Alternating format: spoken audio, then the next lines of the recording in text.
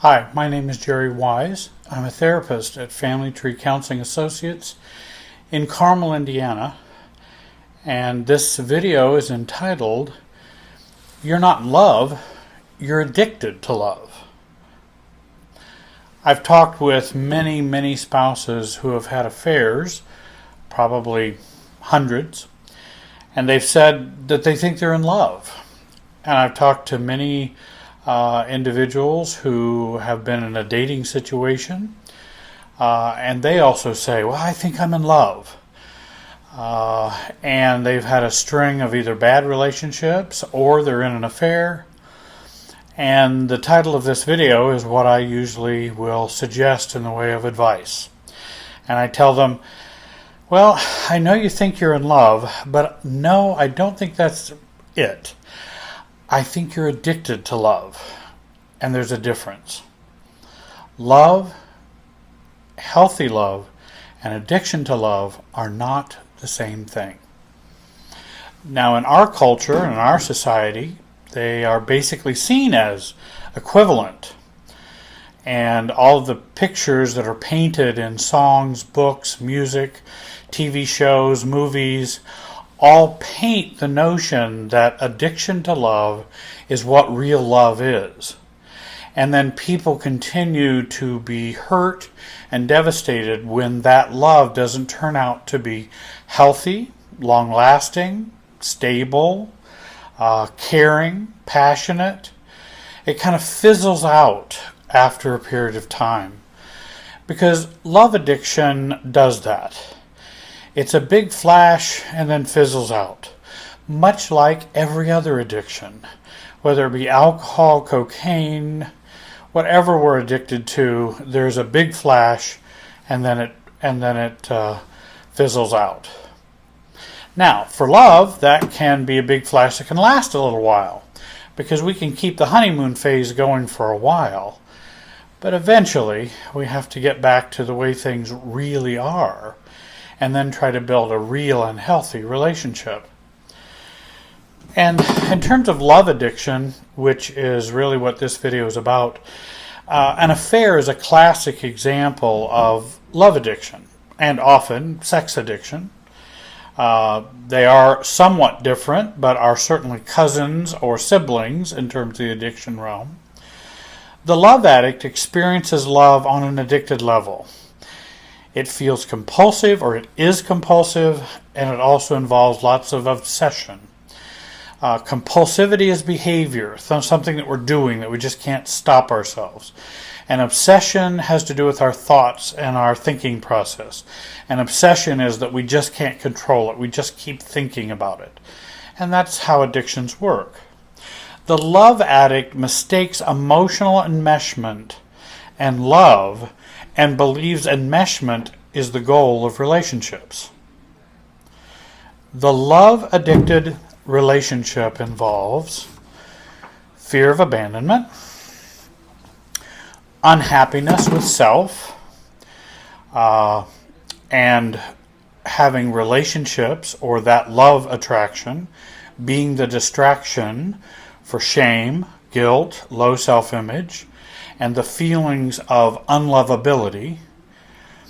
Often a love addiction includes high levels of reactivity, pendulum swinging type of relationship cycles. In other words, we move from one side to another, from enmeshed to detached or to separate, back to enmeshed, to cut off, to enmeshed, and we go back and forth.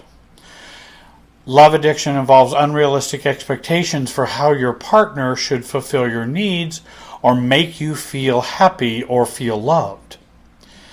Love addiction involves too much carryover from our family of origin issues in the relationship. For example, my father was never there for me, so that is now my spouse's job, to be there for me like my dad never was. And those carryovers and those links create real difficulties in relationships. Love addiction has its origins in family of origin addiction, meaning not enough self-differentiation or knowing who we are, being who we are, and not enough self-differentiation from our family of origin. And on a 1 to 10 scale, 10 being the most self-differentiated, we may be at about a 2. And that's how we get involved and how love addiction is fueled by our 2-ness on that level, on that scale of self-differentiation.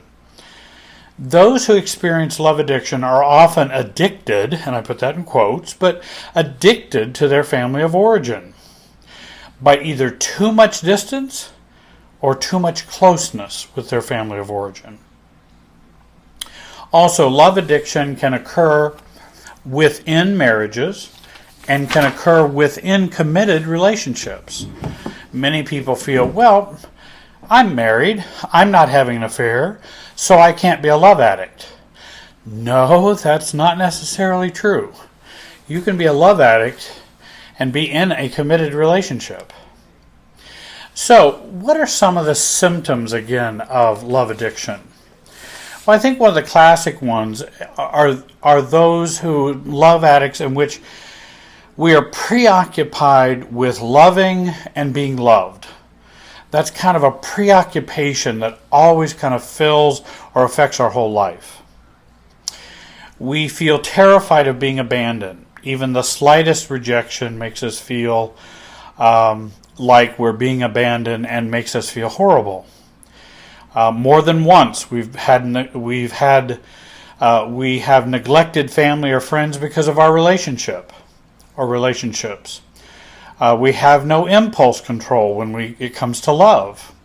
We feel an overwhelming need to check up on someone or a check up with the person that we're in love with. More than once, we've spied on someone that we love. And again, that is a preoccupation and an unhealthy sense of love addiction in which we will do behaviors that are not very mature. They often don't build our self-esteem and create more difficulties in the relationship. Love addicts also have stayed in bad relationships or repeatedly returned to an ex-partner because we just couldn't stand to be alone. We also expect our lover, our spouse, our partner to make me feel loved and to make me feel lovable. We often fall in love too easily and too quickly. Once we've bonded with someone, we can't seem to let go. When we are attracted to someone, we will ignore all the warning signs that this person is not good for us. Those go right out the window if we're love addicted. We take on more than our share of responsibility for the survival of the relationship.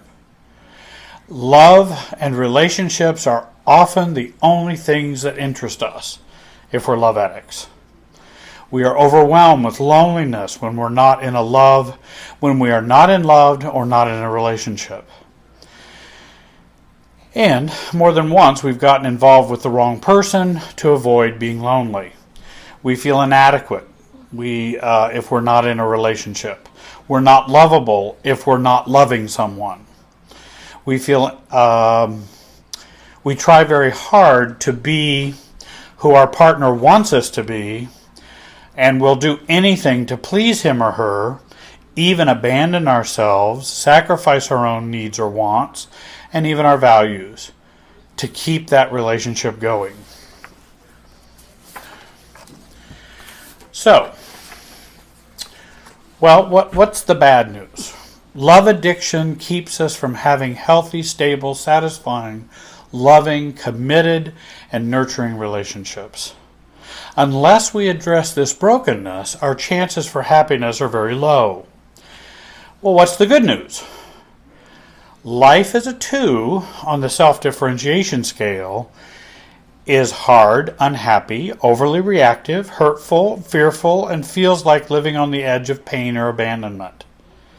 However, the good news is we can heal, we can grow, we can learn to be 6s and 7s and 8s on the scale of self-differentiation, And how do we do that? By stop doing what we've always done. That's number one. By stop seeking after what won't give you yourself back or won't give you a sense of self. In other words, the object of our addiction or love. Because if someone makes me whole, then without them I would not be whole. And that's always very dangerous, because human beings are human and imperfect, and they can't keep us whole all the time. And that's where we get into trouble. We need to get into therapy and a recovery process so that we can get the support we need to learn more about ourselves and new ways of living and loving. Because when we choose to give up our drug of choice, the object of our love addiction, many feelings and emotional processes will arise like dragons. And they'll arise within us. And we won't like that at all.